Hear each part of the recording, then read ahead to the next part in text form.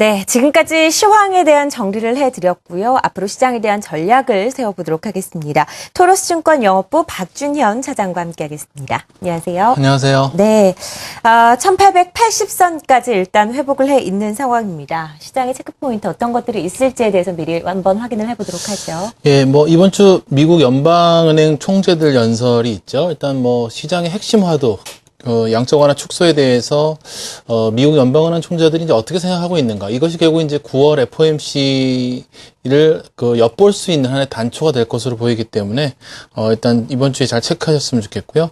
미국의 2분기 GDP 같은 경우에 일단 경기가 추가적으로 개선된다는 것이 확인된다면은 아무래도 양적 완화 축소 우려감을 높일 수 있는 부분이다라는 걸 조금 기억하셨으면 좋겠고요. 미국의 소비 지표들이 이번 주 발표가 되는데요. QE 축소 우려로 다소간 하락했을 걸로 전망이 됩니다. 거기에 따라서 미국 증시가 또 어떻게 반응하느냐, 이런 부분들 좀 체크를 하셔야 될 것으로 보이고, 일단 오늘 현대차의 움직임이 상당히 좋았고요. 이런 부분들이 좀 증시에 좀 긍정적으로 작용을 하는 것으로 보이는데요.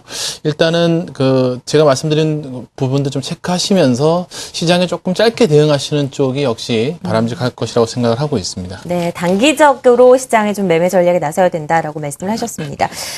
코스피가 변동성이 여전한 것으로 많은 분들이 분석을 하고 있습니다. 시장 방향성, 상승인지 하락인지 어떤 쪽으로 털어 잡을 것으로 보시나요? 일단은 최근 한 3일 정도는 유럽하고 중국 쪽 지표 개선 이후에 다소간 이제 안도성 랠리인 것 같습니다. QE 축소에 대한 우려도 워낙 많은 분들이 이 정도면 주가에 어느 정도 반영됐을 것이다라고 이렇게 말씀들 많이 하시고 있고요. 그런 부분들이 또 맞나 싶기도 합니다. 그래서 이런 부분들이 이제 좀 다소간 증시에 좀 반영이 되는 부분이고, 외국인들도 아무래도 이제 이머징 마켓에서 한국의 펀더멘탈이 그중 좀 낮기 때문인지 최근에 한 2, 3일 지금 수급이 들어오고 있고요. 그래서 일단은 앞으로 한 며칠 정도는 또 이런 분위기가 이어질 가능성도 있지 않을까라고 생각하는데, 이제 개인적으로는 이제 9월 달이 가장 좀 위험하다는 말씀을 계속 여러 번 드려왔기 때문에 조금 짚고 넘어가도록 하겠습니다. 일단은 미국의 부채 한도 상향이라는 이슈가 남아 있죠. 9월 9일부터 이제 협상이 들어가게 될 텐데요. 과거에 보면은 미국의 신용 등급이 하락했을 때 이외에는 부채 한도의 문제 가지고 이제 시장이 크게 조정받았던 일은 없습니다.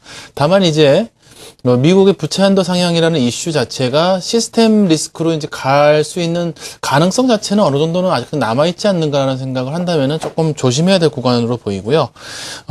미국 연준에서 이제 QE 축소를 FOMC 9월 17일, 18일 사이에 할지, 이 부분 조금 신경이 굉장히 쓰이는 부분이죠. 아무래도 이제 이 부분이 가장 큰 리스크로 작용을 할 것으로 보이고요.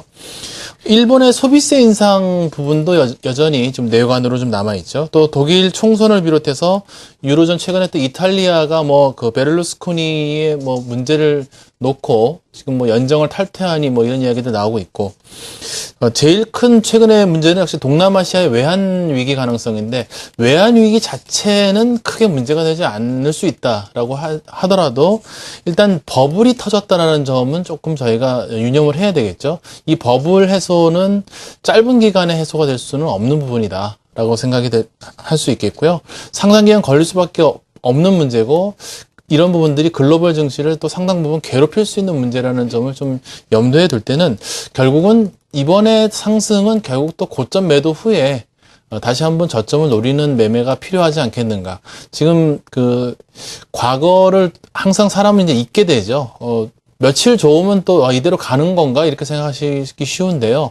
허들이 이렇게 많이 남았다면은 일단은 대응을 할 준비를 하셔야 된다. 일단 네. 현금 비중 높여놓고 박스권 대응 전략으로 가져가셔야 된다고 보고 있습니다. 네, 현금 비중을 몇 % 정도로 가져가는 게? 저는 일단 50%까지는 현금 비중을 늘려놓으셨으면 좋겠고요. 네. 근데 이게 쉽지가 않습니다, 사실은. 그렇죠. 되게 이제 주식을 항상 보유하셔야지만 돈을 벌 것 같은 이제 착각을 하게 되기 때문에요. 맞습니다. 사실은 그렇지만은 현금 가지고 있으면 제가 볼 때는 9월 달에 한번 기회가 올 거라고 생각이 들고요. 네.